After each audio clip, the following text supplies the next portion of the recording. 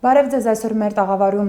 հյուրընկալել ենք մեդիա փորձագետ Նաիրի Հոխիկյանին, շնորհակալ եմ մեր հրավերն ընդունելու համար։ Շնորհակալ եմ հրավերի համար։ Պարոն Հոխիկյան, սկսենք Փայլասարի բարձունքից, վերջին օրերին բավականին շատ հենց այս թեման է քննարկվում։ Դուք նաև բավականին հանգամանալից անդրադարձել եք ձեր սոցիալական էջում, կխնդրեմ ասեք այս պահին վերջին նորությունները, որոնք են բարձունքի հետ կապված։ Տեսեք, ամբողջ խնդիրը հետևյալն է, որ ցավոք սրտի մեր հանրությունը հայտնվել է մի շրջապտույտի մեջ, տեղեկատվական, երբ որ ինքը իր հայրենիքից տեղյակ չէ, մեծ մասամբ, ինքը տեղյակ չէ, թե իր պետության որևէ հատվածում ինչ ունի, ինչ կարևոր նշանակության տարածքներ ունի, եւ սկսում է մտածել ինչ որ մի տարածքի, ինչ որ մի արժեքի մասին այն ժամանակ, երբ դա տալիս ենք թշնամուն կամ ինչ որ մի բան է տեղի ունենում։ Այնինչ Փայլասարը այն բարձունքն էր, որը մեր պետականության հարավային շրջանի անվտանգության համար առանձնահատուկ կարևորություն ունի։ Եթե մի փոքր հետ գնանք, տեսեք, մենք լավ գիտենք, որ Հադրութի շրջանի դիզափայտը, որը համարվում է Արցախի հարավի անվտանգության երաշխիքը, դիզափայտի բարձունքին կանգնելով է, որ դու կարողանում ես այսպես ափի մեջ ունենալ մի կողմից Շուշին, մի կողմից Հադրութը, մյուս կողմից ջրական Ջաբրայիլը եւ այդպես ներքև Արաքսի հովիտը ամբողջությամբ իրանական հարթավայրը, այսինքն դու դիզափայտից նույնիսկ դիտարկում ես իրանական տարածքները։ Եվ դա մեր ձեռքին էր։ Ու 2020 թվականի դեկտեմբերի 15-ի անվտանգության խորհրդի նիստում Հայաստանի Հանրապետության վարչապետ Նիկոլ Փաշինյանը բառացիորեն ասում է հետևյալը. մենք չենք կարող դա պահել։ Չենք կարող, որովհետև զենք չունենք, զորք չունենք, թե չենք կարող, որովհետև չենք ուզում։ Պարզվում է չենք ուզում։ Իսկ այդ տարածքը, որը մեր զինվորները կյանքի ու մահվան գնով պահել էին, ավելի քան 600 քառակուսի կիլոմետր։ Իսկ դա, եթե համեմատենք օրինակ Երևանի հետ, մոտավորապես 2 հատ Երևանի տարածքի չափ տարածություն է։ Դուք պատկերացնում եք 15 կիլոմետր լայնություն, մոտավորապես 40 կիլոմետր երկարություն, մի փոքր այսպես թեքված տարածք է, բայց ընդհանուր, որ կլորացնենք, ահա, այդքան է գալիս։ Դա Արցախի կողմից։ Ես ինչու գնացի այնտեղ։ Սյունիքի կողմից այդ մյուս դրան հավասարազոր բարձունքը Փայլասարն է։ Փայլասարը, որպեսզի մեր հայրենակիցները ավելի լավ պատկերացնեն, Կապան քաղաքի հարակից տարածքում է։ Այդ մի այսպիսի ինչպես նկարագրեմ, այսպիսի մի հատված է դեռ խորհրդային քարտեզներով։ Քարտեզները կդնենք, որպեսզի ավելի պատկերավոր լինի։ Այո, հիմա կարող եք քարտեզները դնել, որպեսզի մեր հայրենակիցները ավելի լավ պատկերացնեն։ Տեսեք, այս հատվածով, երբ որ այսպես սեպաձև մի հատված է, որտեղ խորհրդային տարիներին ադրբեջանական այսպես կոչված սահմաններ են մտել Հայաստանի Հանրապետության մեջ եւ Փայլասարի բարձունքի մի փոքրիկ հատված, շատ փոքրիկ հատված հանձնվել է Ադրբեջանին։ Փոքրիկ հատված, մոտավորապես 5%-ը։ Բայց այդ բարձունքի գագաթով է անցել, գագաթի մի հատվածով, նշում եմ, 5% հատվածով է անցել Հայաստանի Հանրապետության, Խորհրդային Հանրապետության եւ Խորհրդային Ադրբեջանի սահմանը։ Այդ գագաթի այդ հատվածը շատ կարևոր նշանակություն ունի եւ դա եղել է Հայաստանի Հանրապետության հսկողության տակ, նաեւ խորհրդային տարիներին։ 90-ականների պատերազմի ժամանակ ադրբեջանցիները, որոնք կանգնած էին այդ հատվածում, պարբերաբար կրակում էին հարակից բնակավայրերի վրա։ Իսկ այնտեղ ինչ բնակավայրեր կան։ Անմիջապես Փայլասարի կամ ադրբեջանական անվանումով այդպես Փելասար, հա, այդպես են ասում, բայց իրական անվանումը հայկական Փայլասարն է։ Փայլասարի տակն են Ագարակ գյուղը, այնտեղ է Դիցմայրի գյուղը,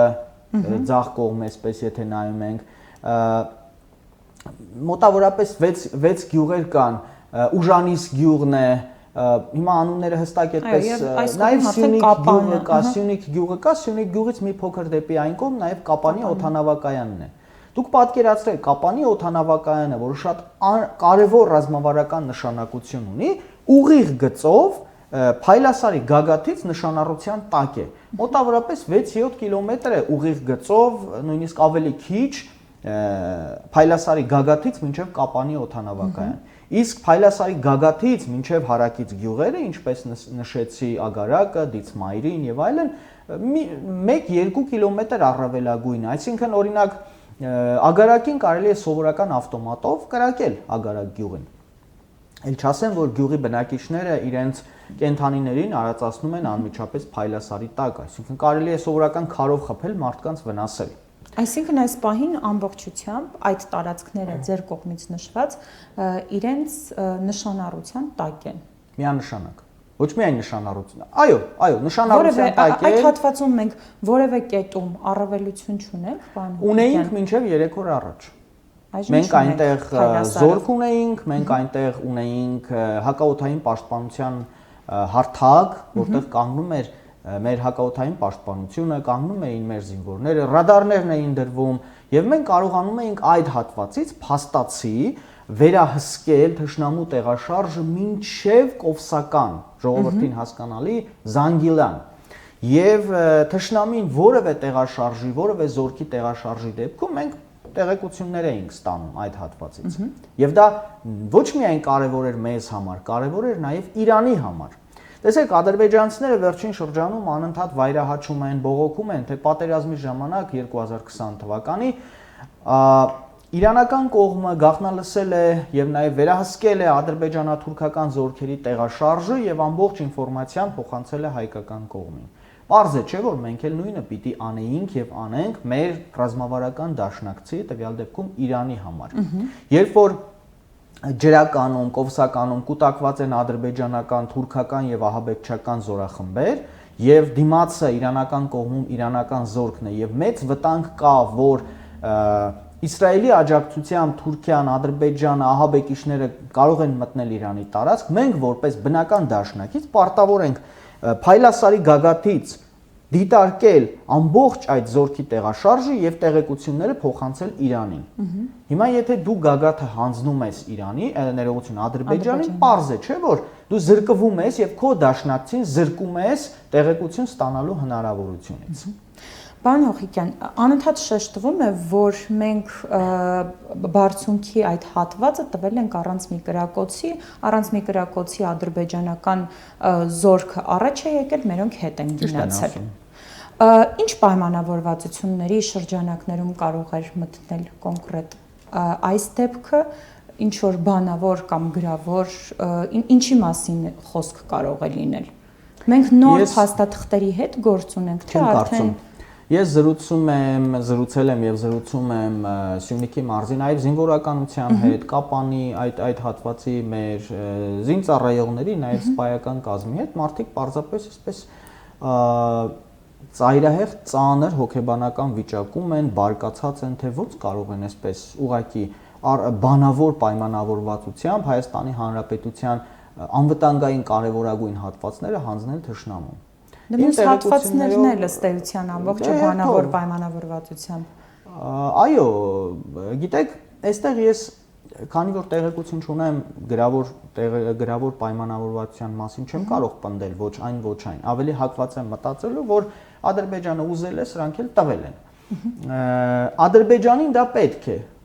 Նշեցի ինչու, որպեսզի հայերը զրկված լինեն իր զորքի տեղաշարժը վերահսկելու հնարավորությունից եւ Իրանը զրկված լինի տեղեկություն ստանալու, թե ինչ է կատարվում այդ հատվածում։ Բայց մյուս կողմից մենք այստեղ ունենք խնդիր, թե ինչու են հայերը, ինչու են հայկական զորքերը իջել այդ հատվածից։ Ինձ զինվորականներն ասում են, որ դեռ ամիսներ շարունակ ադրբեջանցիները փորձում էին այդ հատվածին տիրանալ, մերոնք թույլ չեն տվել։ Մերոնք ամուր կանգնած են եղել զինվորականությունը եւ ասել է ինձ հրահանգ չկա իջնելու, փորձիր առաջ գալ, գլուխդ կկորցնես։ Այդ փորձերին ինչպես էին դրսևորվել։ Դե փորձել են զենքով առաջ գալ, փորձել ադրբեջանական դրոշ դնել, հայ զինվորն էլ կանգնած է եղել այնտեղ, որտեղ իրեն հրահանգված է եղել, փորձիր առաջ գալ, կոչնչանաս։ Այդպես էլ եղել է, բայց օրերս արդեն հստակ հրահանգ է իջեցվել զինվորականությանը, որ հետ քաշվեք։ Տեսեք, հիմա շատ ակտիվ քննարկվում է, թե այնտեղ եղել են նաև ռուսները, ռուս զինվորականները եւ ռուսները իրենք են նախաձեռնել դա։ Ես նաև պարբերաբար զրուցում եմ ռուսական դիվանագիտական շրջանակների հետ, իսկ Արցախի դեպքում խաղաղապահների ներկայացուցիչների հետ։ Հիմա զերծ կմնամ խաղաղապահների հետ կապված խոսակցություններից, բայց այնինչ ասում են դիվանագետները։ Ի տարբերություն Արցախի, ռուսական կողմը, եկեք շատ անկեղծ խոսենք, հա, եկեք չտրվենք ինչ-որ, ինչպես Նիկոլ Փաշինյանի, այսպես ասենք, հովանավոր օլիգարխներից մեկն է ասում, նեյնիմներին չտրվենք, հա, այլ կերպ ասած իրենց հասկանալի բառերով, կապիկություններ չանենք եւ պարզ իրերն անվանենք իրենց անուններով։ Ռուսները լինեն, ամերիկացիները լինեն, ֆրանսիացիները, թե որևէ այլ մեկը, կներեք նրանք թքած ունեն, թե մենք ինչ տարածքներում ենք պետականություն պահպանում։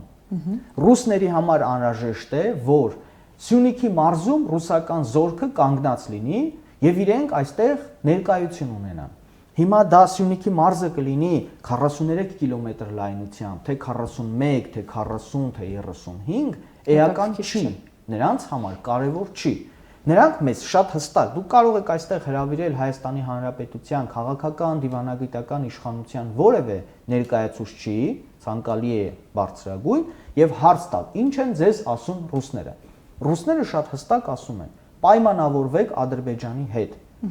Մենք ձեր փոխարեն չենք կարող հարցեր լուծել, չենք կարող ձեզ դայակություն անել։ Ի վերջո մենք պիտի հասկանանք, որ ռուսները մեզ դայակ չեն։ Մեզ ոչ դայակ են, ոչ էլ թշնամի։ Մարդիկ կայսրություն են։ Դա կայսրություն է, որին անհրաժեշտ է այստեղ ներկայություն ունենալ, Արցախում ներկայություն ունենալ, Հայաստանի Հանրապետությունում ներկայություն ունենալ։ Հիմա նրանք ներկայություն ունեն Սյունիքում։ Կանգնած են, այո, Կապանի մոտ կանգնած են։ Հիմա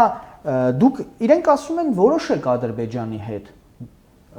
Այս բարձունքը, Փայլասարի բարձունքը ում է պատկանելու, ում պատկանելու է, ես նրան էլ կհարգեմ։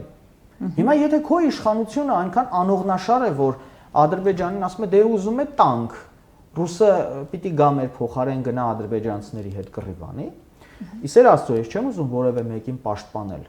Ռուսը եթե ավելի շահ տեսնի Ադրբեջանից, պարզ է որ նա պիտի Ադրբեջանի հետ այսպես համագործակցի, բայց դա ոչ թե ռուսի մեղքն է, այլ մեր մեղքն է։ Եթե մենք չենք կարողանում մեզ լավ վաճառել կամ այլ կերպ ասած չենք կարողանում ճիշտ վաճառել, ճիշտ համագործակցել, ճիշտ առևտուր անել, որևէ մեկը մեղավոր է դրա համար։ Պարոն Հոխիկյան, մինչև հիմա երբ խոսվում է անդադ այս կամ այն գյուղը զիջելու մասին, իշխանությունների կողմից առաջ են բերվում խորհրդային քարտեզներ ասված երևույթը, որոնցով էր պետք է այդ սահմանազատումը իրականացվի, փաստորեն ըստ էության ստացվում է, որ Փայլասարը չի մտնում խորհրդային քարտեզների մեջ Ադրբեջանի տարածքում։ Երբևէ չի մտել։ Այսինքն այս պատճառաբանությունը գոնե իշխանությունները չեն կարող բերել։ Տեսեք, ես ձեզ մի օրինակ ասեմ։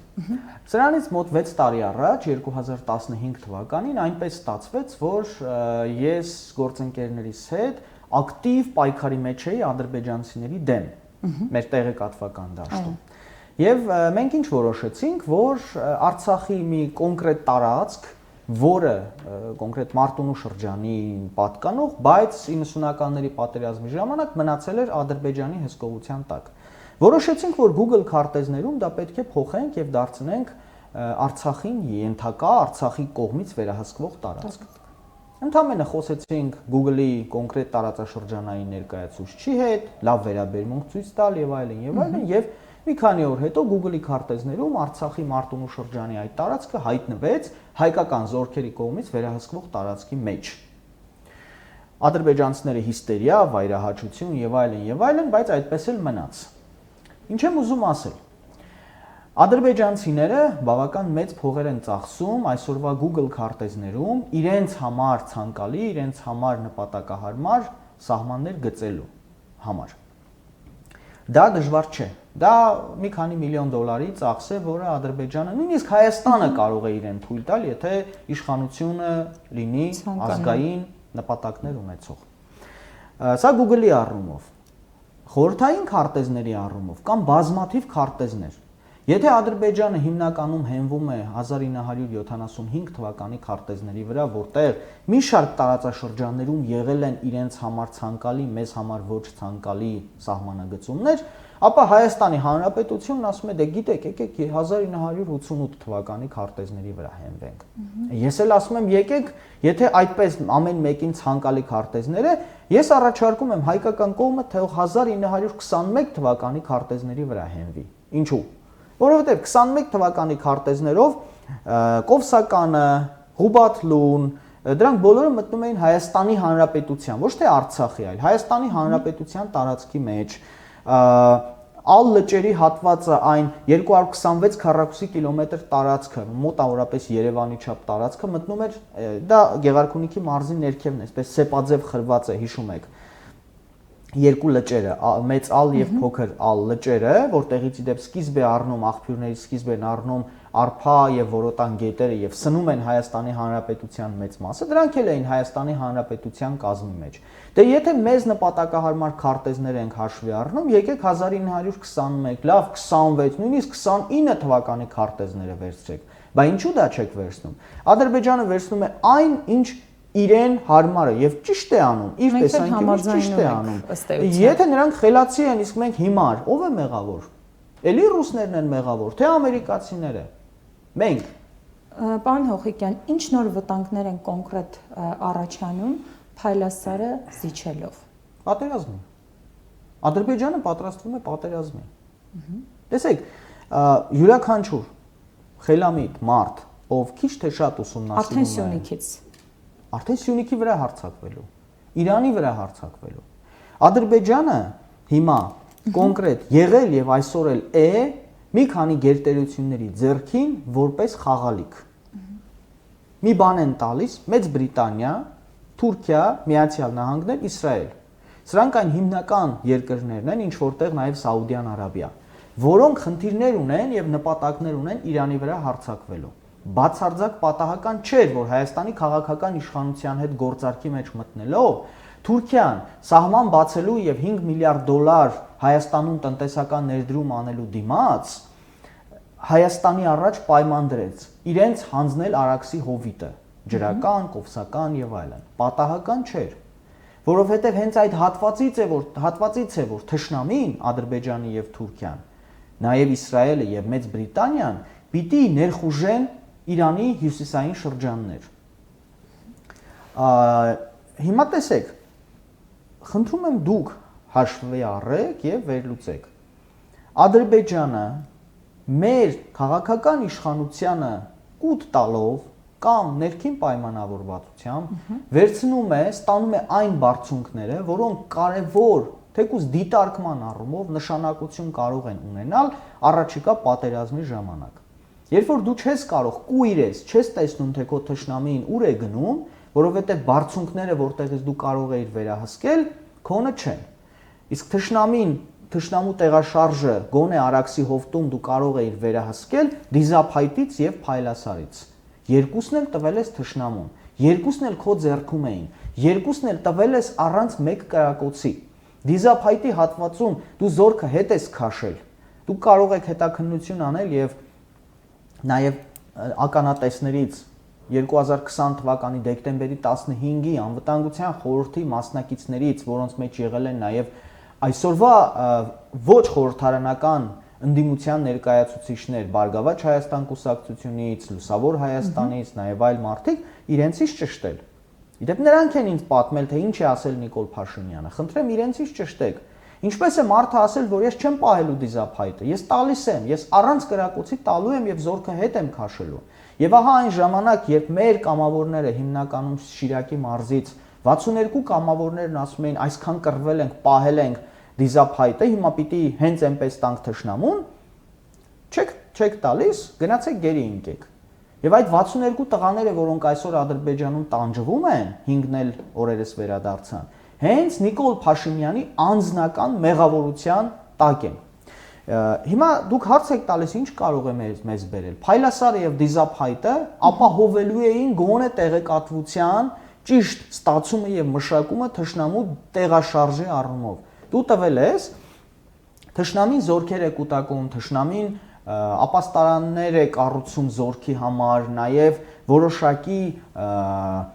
զորքի համար անհրաժեշտ շինություններ է կառուցում, նաև զորքի տեղաշարժի ծանր զրահատեխնիկայի տեղաշարժ է անում։ Ինչպես ես դու իմանալու այդ մասին։ Ոչ արբանյակ ունես։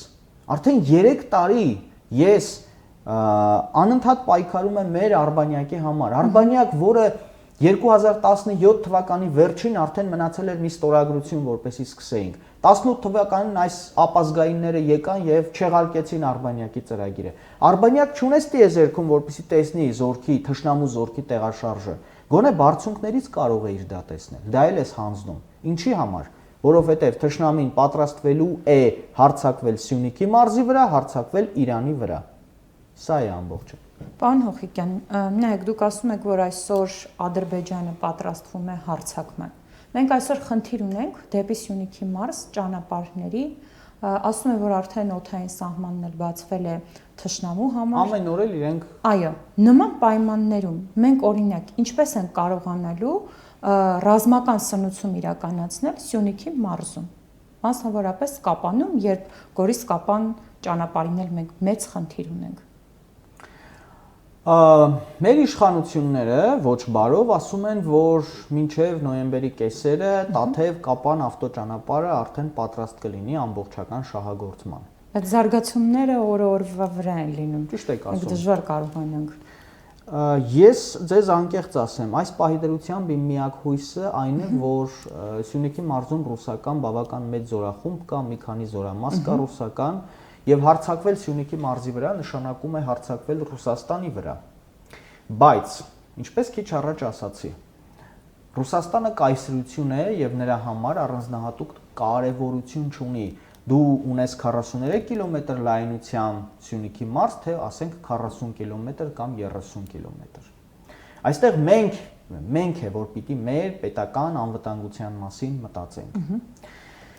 Ես չեմ կարող ձեզ շատ լավատեսական բան ասել, թե եթե Աստված մի արածցե Նախիջևանից թուրքական զորքը եւ Կովսականի կողմից ադրբեջանական ահաբեկիչների հետ մտնեն Սյունիք, ինչ է լինելու եւ մենք ինչպես ենք դրան դիմակայելու։ Այո, մենք ունենք զորք Սյունիքի մարզում։ Ես վստահ եմ, որ մեր զորքը արժանապատվորեն եւ մարտական պատրաստակամության առումով կկռվի։ Բայց արդյոք այդ զորքին թույլ կտան կռվել։ Արդյոք Արտակ Դավթյանը, որը նախկինում էլ բազմիցս աչքի է ընկել իր ոչ զինվորական կարգապահությամբ եւ բազմիցս Նիկոլ Փաշինյանի կողմից ազատվել է աշխատանքից, նորից է բերվել որպես գլխավոր շտաբի պետ, արդյոք զորքի ողնաշարը չի ջարդի։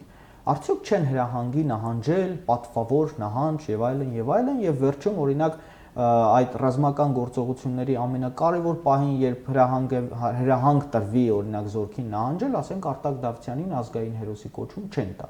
Ինչպես դա արեցին օրինակ Արաքսի հովտում տեղի ունեցած, հիշում եք, այդ գործողությունների ժամանակ։ Ես չեմ կարող ասել։ Բայց այնուամենայնիվ ես մի վտանգ եմ տեսնում։ Տեսեք, հիմա ինձ կարող են հակադարձել, ասել, քանի որ Թուրքիան եւ Ադրբեջանը այնուամենայնիվ ձգտում են այդ միջանցքը ստանալ Սյունիքի հարավով եւ նաեւ Իրանը կտրել Հայաստանի Հանրապետությունից, իրենք կարող են հարձակվել, բայց իրենք չեն համարձակվի, որովհետեւ այնտեղ կա ռուսական զորք։ Հիմա եկեք մի համեմատություն անենք։ Սիրիայի հյուսիսում եւս կա ռուսական զորք։ Բայց դա չխանգարեց, չէ, որ թուրքական զորքը ներխուժի Սիրիա։ Եվ ինչ անուն դրեցին թուրքերը Սիրիա ներխուժելու համար, ահաբեկիչների դեմ պայքար։ Հիմա ջրականում եւ Կովսականում մոտ 5000-անոց սիրիացի ահաբեկիչներ կան։ Արդյոք մենք ապահովագրված ենք, որ հանկարծ մի օր Սյունիքի մարզում ահաբեկիչները պայթյուններ չեն իրականացնի եւ չեն սպառնա, ճակերտների մեջ եմ ասում սպառնալը, բայց պաշտոնական օրինակ Կովսականի ադրբեջանական զորքին պատահական չի, որ Կովսականի մոտակայքում մեր սահմանին, այսպես կոչված սահմանին, շատ մոտիկ ադրբեջանցիները փորձում են շատ արագ բնակավայր կառուցել։ Ինչու են բերում հայկական զորքի դեմ դիմաց բնակավայր կառուցում։ Եվ դուք վստահ եք արդյոք, որ օրինակ Աստված մի արածցե Սյունիք մտած ահաբեկիչները, որոնք պայթյուններ հանկարծ կանեն Սյունիքի մարզում, ահաբեկչական գործողություններ, ըստ թուրքական հայտարարության չեն սպառնա Նախիջևանի եւ Կովսականի ադրբեջանա-թուրքական խաղաղ բնակչությանը։ Եվ այդ դեպքում ինչ է մնում թուրքերին անելու, քան Նախիջևանից զորք մտցնել Սյունիքի մարզ։ Այսինքն ամեն առումով մենք վատ վիճակում ենք։ Դե ռուսներին պիտի խնդրենք, ասենք, տեսեք, թուրքերը մտնում են, մի բան արեք։ Ռուսները իհարկե կպահանջեն, Պուտինը մատ թափ կտա, այո, թուրքերի վրա, կասի դուրս եկեք, Էրդողանը կասի, ես ահաբեկիչների դեմ պայքարեմ, դուրս գամ, խնդիր չկա, իմը չի։ Իսկ դուք լավ գիտեք, թուրքերը ուր մտան, այնտեղից դուրս եկողը չեն։ Եթե թուրքերը հանկարծ մտան Սյունիքի մարզի, թեկուզ այսքան տարածք, նրանք այլևս դուրս չեն գա։ Իրենք ճանապարհ էլ կկառուցեն այնտեղ եւ վերջ թուրքական ծրագիրը կյանքի կկոչվի։ Պարոն Հոխիկյան, երբ վերջին օրերին ընտրությունների հետ կապված ես Սյունիքում էի, մասնավորապես Գորիսում, այնտեղ մի շարք խոսակցություններ էին պտտվում այն մասին, որ այս գործընթացները մասնավորապես սահմանազատման հետ կապված, Գորիս-Կապան ավտոճանապարհի այլընտրանքային ճանապարհի հետ կապված եւ շատ այլ բաներ այս գործընթացների հետ կապված, որ դրանք ոչ թե նոր են սկսում տեղի ունենալ, այլ սկսվել են շատ ավելի վաղ, պատերազմից ավելի վաղ բոլոր այս պայմանավորվածություններից, որոնց մասին իշխանությունները խոսում են, բանավոր թե գրավոր։ Ինչ տեղեկություններ ունեք դուք, այս գործընթացներից, որոնք են սկսվել ավելի վաղ, քան պատերազմը, մասնավորապես իշխանափոխությունից հետո։ Հասկացա։ Գորիս-Կապան ավտոճանապարհի մասին անկեղծորեն տեղեկություն չունեմ, թե ինչ են բանակցել, բայց օրինակ տեղեկություն ունեմ, որ ես այդ մասին բազմիցս խոսել եմ։ Օրինակ Տիգրանաշենի ժողովրդին հասկանալի քյարքի հատվածում մեր իշխանությունը 2019 թվականի հուլիս ամսին ճանապարհաշինական հիմնական աշխատանքներ է արել, այսինքն քանդել է հինը նորն է կառուցել, ամբողջ մի քանի մոտ 150 թե 200 կիլոմետր ճանապարհ է հիմնանորոգել եւ այդ ճանապարհից բաց է թողել Տիգրանաշենի այսպես կոչված անկլավի 4.5 կիլոմետր հատվածը։ Նույն ժամանակահատվածում ադրբեջանական կողմում նույն ժամանակահատվածում կառուցել են Նախիջևանից մինչև Բջնեկ կամ ինչպես ադրբեջանցիներն են ասում Բիջենեկ գյուղ, ապա դեպի վերև, դեպի Հայաստանի Հանրապետության սահման ճանապարհ հիմնանորոգել են, նոր ճանապարհ են կառուցել, նույնիսկ այսպես կոչված պետական սահմանից Նախիջևան-Սյունիք սահմանից 339 մետր, դա ճանապարհ, գիտեք ինչ է, դա հեռավորություն չի։ Այդ հեռավորության վրա մի շինություն են կառուցել, որը երբ նայում ես Արբանյակից շատ նման է Մաքսային կետի, որտեղ դիմացը կա նաև մեծ մեքենաների ֆուրերի համար նախատեսված կշեռք եւ այլն, հասկանում ես, որ սա գոնե այս առումով հստակ պայմանավորվածություն է։ Դուք այնտեղ եք կառուցում ճանապարհը, մենք այստեղ ենք կառուցում ճանապարհը։ Մերոնք էլ հիմա օրինակ ակտիվ շինարարություն են անում Անգեղակոթի հատվածում, որը էլի գնալու Սիսիանի մոտով միանալու է այդ հատվածին։ Սա արվել է նախապատերազմական 2019 թվականից սկսած։ Մյուս կողմից, տեսեք, ես մեկ ուրիշ փաստ ասեմ Սյունիքի հարավային հատվածներում։ Մեր հայրենակիցները, հատկապես սյունեցիները, լավ գիտեն կամ քաշաթաղցիները, որ Կովսականի մոտ կա բավական մեծ ոսկու հանք։ Սյունեցիները դա այսպես անվանում են Պուտինի հանք։ Ինչու՞, որովհետև ըստ որոշ տեղեկությունների այդ հանքը միջնորդավորված պատկանում է Ռուսաստանի իշխանություններին։ Բավական խոշոր հանք է, բավական լավ շահագործվել է տարիներ շարունակ, մեծ հանք է։ Եվ քանի որ Սյունիքի մարզը եւ Արցախի տարբեր շրջանները նաեւ ուրանի բավական մեծ հանքերի վրա են նստած, իսկ մենք գիտենք, որ ոսկին եւ ուրանը շահկապված են իրար հետ, կա վարկած, որ այդ Կովսականի հանքի տակը, ոսկու տակը նաեւ ուրանի մեծ պաշարներ կան, բայց դա լրիվ այլ թեմա է, այդ մասին կարող ենք խոսել հետագայում։ Պուտինի հանք պատերազմից 6-7 ամիս առաջ 2020 թվականի ապրիլ-մայիս ամիսներին կամ մոտավորապես այդ շրջանում ամերիկա-բրիտանական Anglo-Asian Mining ընկերությունը, որը զբաղվում է հանքահումքային արդյունաբերությամբ, արդյունահանմամբ,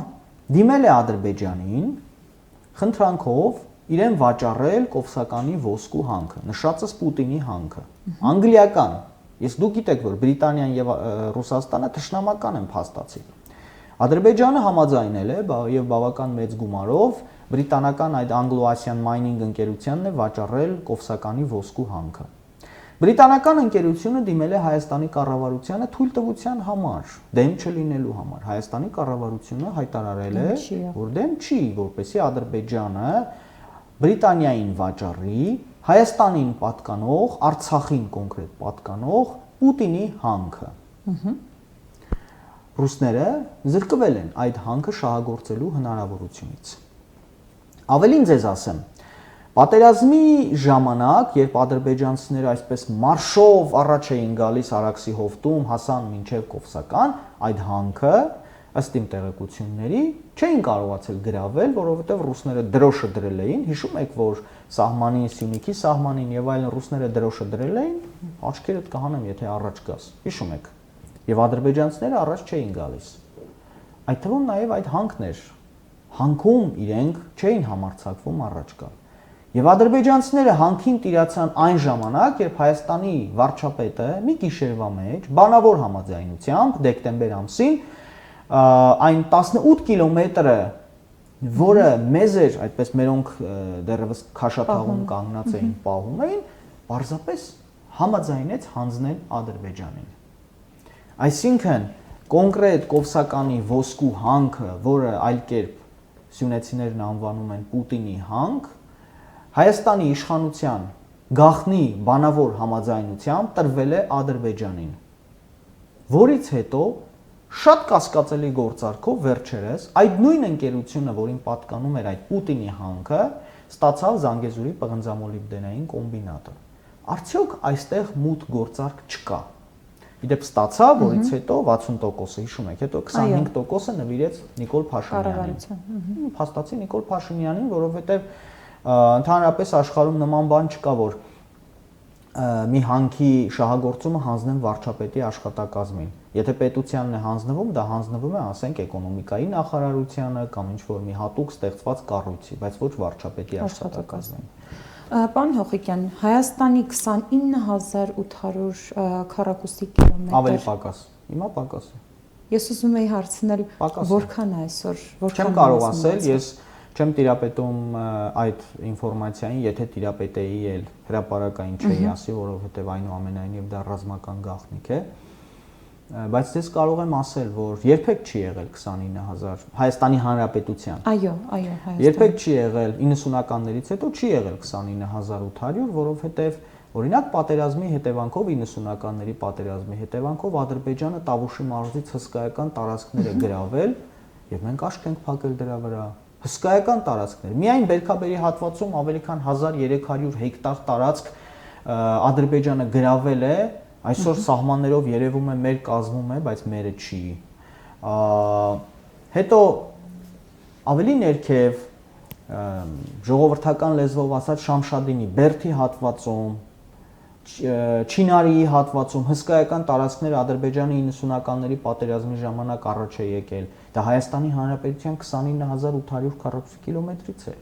Եվ այսօր Եղարքունիքի մարզում ահագին առաջ է եկել, հիմա այս պատերազմից հետո առանց կռվի առաջ է եկել։ Սյունիքի մարզում է այդքան առաջ եկել։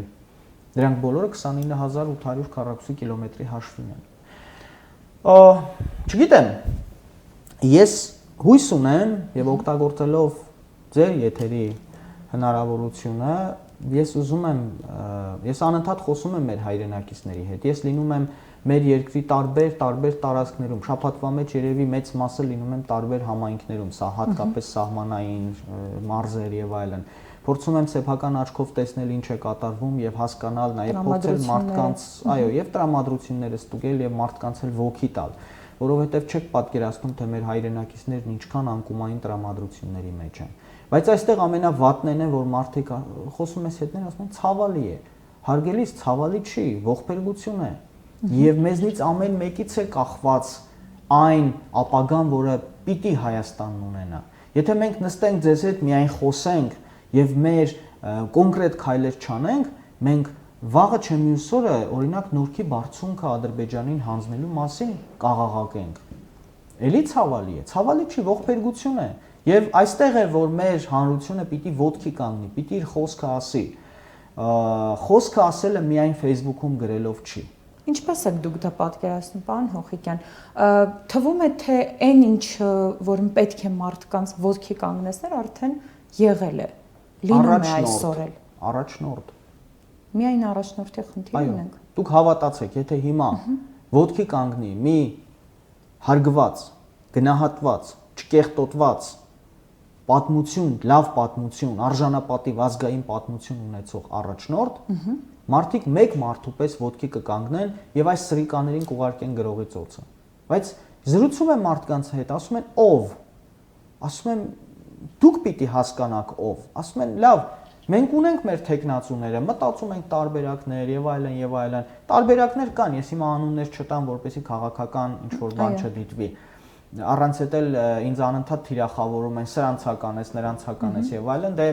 ռուսները մի խոսք ունեն, չէ, ամեն մարդ մտածում է իր փչացածության մակարդակով, եթե իրենք ծախված են, դիմացինին են այդպես համարում։ Բայց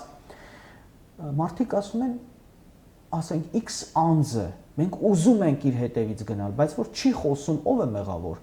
Մենք չգիտենք, նա ուզում է արդյոք որ մենք իր հետևից գնանք, ուզում է ոտքի կանգնել, ուզում է առաջնորդել ժողովրդին, թե չէ։ Սա է խնդիրը։ Առաջնորդի կարիք ունեն, առաջնորդը պիտի ոտքի կանգնի եւ պիտի մարդկանց ասի. ես գնում եմ առաջին գծից, եկեք իմ հետևից եւ կտեսնեք, որ ոչ թե 300,000 մարդ, 500,000 մարդ կգնա։ Ես անընդհատ այդ օրինակն եմ բերում։ Արմավիրի մարզի օրինակ Գետաշեն գյուղը մոտ 2500 բնակիչ ունի։ Այս ընտրությունների ժամանակ 70%-ով ձայն է տվել սրիկաներին։ Խոսում եմ մարդկանց հետ, մոտ մի 100 հոգու հետ տարբեր տեղերում էլի զրուցեցի։ Գետ մեկ մարդ չկար, որ ընտրությունից 3 ամիս հետո, սեպտեմբեր ամսին եմ խոսել։ Փոշմանած չլիներ։ Պաշտպաներ, գոնե մեկը չկար, որ ասեր Նիկոլը լավն է։ Ասում են, բա ինչու եք ձայն տվել։ Ասում են, դե սխալվել ենք։ Ասում են, բա հիմա ինչ եք անում, ինչ եք մտածում։ Ասում են, դե սպասում ենք, տեսնենք ով է մեզ առաջնորդելու, որ գնանք դրանց հերն անիծենք։ Եվ դա միայն այդտեղ չի։ Տավուշի մարզում էի, Լոռու մարզում էի մի քանի օր առաջ, վաղը մյուս օրը նորից գնալու եմ Սյունիք, Գեղարքունիքում եմ խոսում, ամոթալի բանը, որ Գեղարքունիքի մարզի շատ համայնքներում 83-85% ձայն են տվել, իմ հայրենի գյուղում։ Ես ծնվել եմ Գեղարքունիքի մարզի Լիճք գյուղում, մեծացել եմ այնտեղ։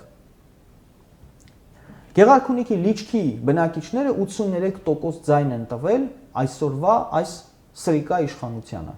Հարց եմ տալիս ինչու, հա բա ում ձայն տայինք, Հոքոչարյանին չէինք ձայն տալու, որովհետև այսպես, ասում եմ, չեմ ասում ինչ որ մեկին, բայց ինչու այս մարդկանց, որոնք վաճառեցին, գործարքի գնացին թշնամու հետ։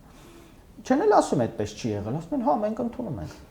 Օրեր առաջ ինձ դիմում են, ասում են, գիտես, մեզ օգնիր, որովհետև իշխանությունը մեր հետ այսպես է անում, մեզ զրկում է հոսանքից, սրանից, նրանից, ասում եմ, բա դուք եք ձայն տվել այդ մարդկանց, ասում են, փոշմանել ենք։ Իսկ ինչով եմ վստահ, որ վաղը չեք փոշմանելու, ասում են, բա ով գա, թող մեկը մի հատ նորմալ առաջնորդ գա, մենք իր հետևից գնանք։ Խնդիրը առաջնորդի խնդիր է, Հայաստանն այսօր ունի առաջնորդի ճգնաժամ։ Հավատացեք, առաջնորդ, որը որակյալ առաջնորդ կլինի, ոտքի կկանգնի եւ ապագայի կոնկրետ քայլերով տեսլական կներկայացնի ժողովրդին, նույնիսկ այն մարդիկ, ովքեր այսօր Նիկոլ Փաշինյանն են պաշտպանում, գնալու են այլ առաջնորդի հետևից։ Պարոն Հողիկյան, երեք մենք էլի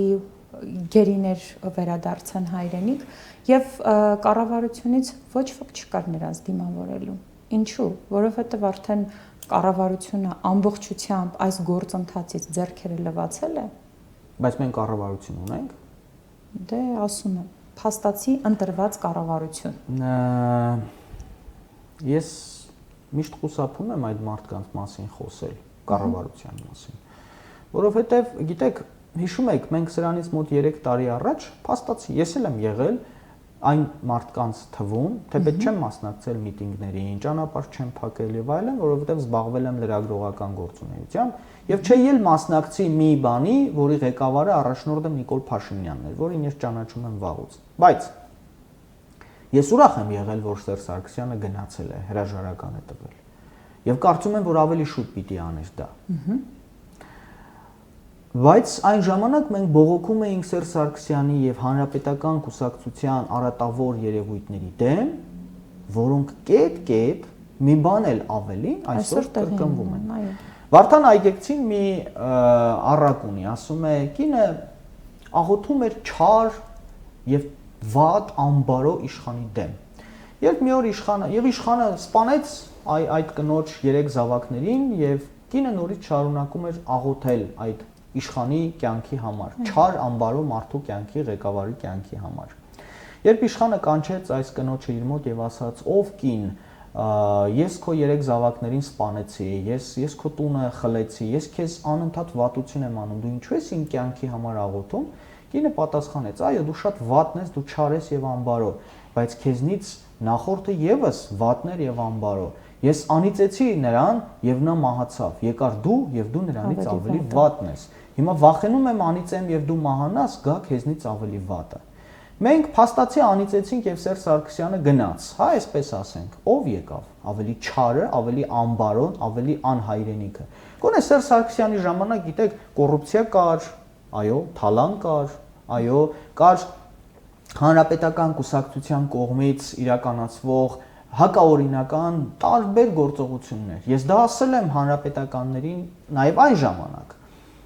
Մենք դեմ դուրս եկանք, որպեսզի նրա դեմ, բայց գոնե Սերժ Սարգսյանի ժամանակ հայրենիք վաճառել չկար։ Այո, կար կենացային հայրենասիրություն, նրանք էլ ՀՀԿ-ի շատ ղեկավարներ էլ բանակ չէին գնացել, խուսափել էին, իրենց զավակներին փախցնում էին բանակից, կենացներ էին խմում հայրենիքի մասին, բայց չգիտեին հայրենիքն ինչ է, բայց գոնե բանակ էին պահում, բայց գոնե զենք էին գնում, բայց գոնե չէին առևտրի մեջ չէին մտնում թշնամու հետ հայրենիքի տարածքներ վաճառելու համար։ Վատն էին, շատ վատն էին, բայց հայրենիք չէին վաճառում։ Այս սրիկաները եկան, իբրև թե կոռուպցիայի դեմ պայքարեցին, բայց իրականում լավ էլ կոռուպցիային զարկ տվեցին, գումարած դրան վերադիր մի հատ էլ հայրենիք վաճառեցին։ Այսինքն նույն Վարդան Այգեկցու պատմությունն է։ Պարոն Հոխիկյան, եթե ամփոփելու լինենք, դուք մի շարք ուսումնասիրություններ եք անում, շատ տեղեկացված եք այսօր մեր սահմանների վիճակից եւ բոլոր այն գործընթացներից, որոնք տեղի են ունենում։ Ցավոք, որովհետեւ դա միայն ցավ է պատճառում։ Կարելի է այսօր հաստատապես արդեն ասել, որ այն ինչ տեղի ունեցավ 1 տարի առաջ, դա իսկապես պլանավորված պատերազմ էր։ Իհարկե։ Դուք մոռացել եք իմ եւ Լապշինի խոսակցությունը 2019 թվականին Նիկոլ Փաշինյանի եւ Վլադիմիր Կարապետյանի հետ։ Նիկոլ Փաշինյանն ինձ է ասել, իմ ներկայությամբ է ասել, բա Արցախը Ադրբեջանին է